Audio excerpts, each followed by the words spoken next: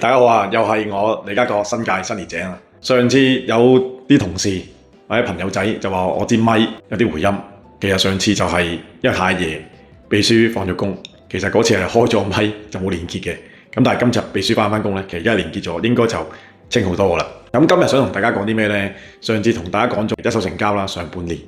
今日想同大家講咧，同樓市息息相關咧，其實就係息口，息口係其中一個好重要嘅因素。咁啊，上個月成交或者最近成交量減慢咗少少，除咗呢個股票叫做連續跌6個星期之外咧，其實就係息口都係一個比較敏感問題嘅。即係講一講聯儲局換咗個主席啦，由鮑威爾換咗阿沃什，咁之後就開咗美國議息啦，6月嗰陣時，咁大家咧就議息嗰陣時咧就18個理事，咁啊大家投票，咁有一半咧有9個人咧就投嚟緊今年會加息，咁市場咧就吹咗一個氣氛出嚟。係啦，籠罩咗氣氛就話嚟緊可能會加息喎，所以今日就係討論呢個問題。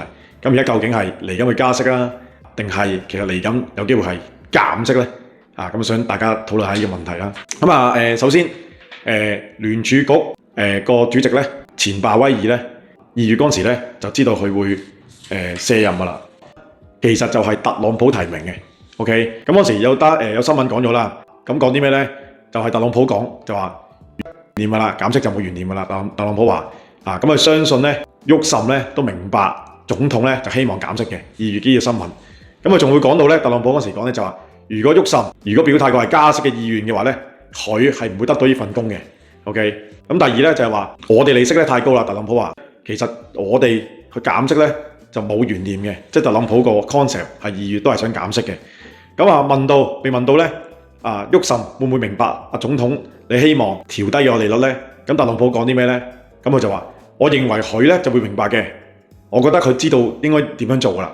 咁好明顯2月份佢未上任嗰時呢，特朗普已經係有個意識俾佢。其實你上任就唔應該加息，係應該係減息嘅。OK， 咁當然大家都知道美國聯儲局係一個獨立嘅機構啦，就叫做政府去干預嘅機率係比較低啦。所以特朗普曾經話。改咗鮑威爾個名叫太遲先生啦，或者直情想炒佢，但係都唔能夠做呢樣嘢，因為佢獨立運作嘅，咁比較有公信力啲嘅美國聯儲局之前 OK， 咁呢個就係講緊沃什啦 OK， 咁6月上咗任啦，啱啱嗰次議息有啲咩唔同咧第一就係咧，其實沃什曾經批評嘅，佢講啲咩咧？佢就話你基本上點陣圖咧就係一個有擦紙膠鉛筆，即係隨時可以改嘅，即係佢意思。咁所以咧。佢好想廢除嘅沃什呢個點陣圖，但係咧如果要廢除嘅話咧，就基本上全體嘅籌委呢個投票先可以廢除嘅。咁但係所以佢就冇去話廢除啦。咁但係6月呢個議息佢做沃什，即係啱啱新上場啦，佢叫做 OK， 佢係做一樣自己拒絕交點陣圖，即係佢唔交點陣圖。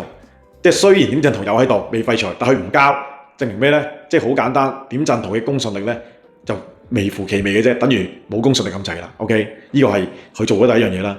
咁第二樣，以前咧尤其是鮑威爾啦，就好中意整一個好似一個劇透咁啦，我哋叫前瞻嘅指引啦。OK， 咁執行咗10幾年㗎啦。其實呢個即係通常咧就出嚟講話，未來可能會係 QE 話未來會我哋預計今年會減息啊，即係簡單就有少少出口術，咁俾呢個市場嘅，但係係咪一定準咧？大家都知啦，等於今年年頭咧。其實聯儲局咧係話減息嘅，咁但係到而家咧係未減過一次息嘅，所以其實佢睇嘅嘢未必一定準嘅。即係正如佢6月佢哋一半數話會今年年內會加息，下半年會加息一次，點都咁其實一樣可以錯咁但係未來咧基本上就唔會有一個前瞻指引嘅啦尤其是沃什佢一定係唔會講嘅。OK， 咁點樣去睇呢個數據咧？或者嚟緊個息口咧？沃什咧就講到明啦總之而家就係靠投資者。OK， 你哋自己就唔會好似以前咁有個劇透㗎啦。聯儲局唔會有 tips 俾你哋㗎啦，即係自己睇數據咁可能睇個通脹數據非農業就業數據或者每週金嘅數據或者等等啦。咁總之你哋自己pass 翻個波俾市場，你自己睇啦。我哋唔會有 tips 俾你嘅。OK， 咁即係咧好簡單，就係有可能性就係雖則佢話係一半人會加息，但會一個出其不意第四季。突然間唔加，甚至乎加，即係呢個係可以留意啦。咁其實講一講加息嘅好大部分都係通脹啦。係啦，咁就會加息啦。咁而家就依刻就4點幾%啦，通脹。咁但係當時上一屆啦，叫做鮑威爾咧就講，大約如果通脹去到2%度咧，就其實有權減息㗎啦，美國。咁所以其實如果今年2月唔係打仗嘅話咧，其實咧基本上咧今年係會減息嘅嚇。咁啊2月份嗰時未打仗，2月份美國嘅 CPI 即係通脹幾多咧？其實係2.4%嘅啫。OK， 非常之低嘅。咁如果你唔打仗嘅話 ，OK， 基本上唔好似而家咁4%，因為大家都知道啦，因為打仗之後咧，油升得好。咁啊攞翻個數據啦，油價布蘭特期油 OK， 未打仗前咧幾多咧？2月28號未打仗 OK， 就73蚊美元嚇 OK 一桶。咁跟住啦，去到打仗嗰排最高位咧，今年咧係126蚊嘅 OK。咁啊，足足升過差唔多40%。OK， 咁大家知道啦，啱啱對上2個禮拜 ，OK， 美伊簽署咗個停火協議之後咧，咁啊，中東嗰個航運啊，或者霍爾木茲海峽叫通翻船之後咧，其實油價咧基本上係大幅下降嘅。咁今日為例咧，大約油價布蘭特期油咧大概72蚊，咁跌咗幾多咧？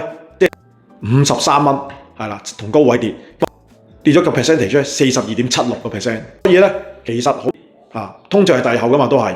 好明顯，油價落咗之後咧，其實未來通脹你可以已經諗到係向上定向落㗎啦，美國。咁好明顯一定係慢慢向落㗎啦。咁如果向落之下，通脹 OK 由4點幾可能落翻去某個位嘅話，唔使2%嘅，相信因為沃什都講明，佢唔係一定要2%通脹就可以減息嘅。OK 所以加上而家冇路俾你捉㗎啦，唔會有點陣圖或者個前瞻嗰個俾嘅指引出嚟都唔會有㗎啦，未來。OK， 咁所以咧，可能有機會一個出其不意咧，話減息就減息嘅啦。所以我認為咧，而家都唔係一個加息週期，亦而家係一個減息週期。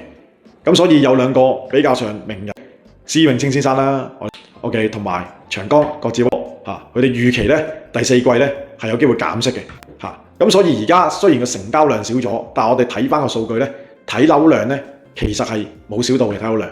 OK， 啲客係出嚟睇樓嘅，不過出嚟睇樓當中，又見股票立立地 ，OK， 咁梗係希望執筍嘢啦，睇下有冇業主平啦，咁所以就係嗰個觀望濃厚咗，所以個成交膠着啫。業主有份減咧，業主都知道上升軌 ，OK， 亦都可能分析到嚟緊有機會減息，基本上就唔肯減膠着。咁相信去到發展商亦都係啦，佢冇乜土地 ，OK， 咁上半年已經業績係恒基可能為例已經係破咗集團嘅新高，咁基本上就唔係好急去賣嘅。咁好多發展商都咁變相咗，發展商又唔肯減，業主又唔肯減，咁買家呢一刻就睇定啲，所以嘅成交量少咗。咁但係而家反而係一個入市機會，係一個揾筍嘅機會。OK， 因為到個市一旺嗰時，個個過嚟落嚟揀買樓嗰時咧，或者搶貨嗰時咧，就好明顯到時咧你就減貨機會率係低啲啦。OK， 咁甚至乎你覺得唔同意我個講法係會減息嘅為例啦，我當啦，你覺得會加息嘅，其實而家都唔使擔心。